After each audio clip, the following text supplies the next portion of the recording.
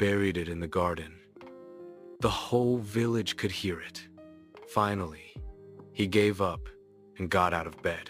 Day after day, the clock sang, and Bunty slowly became the earliest donkey in town. One morning, the clock didn't sing.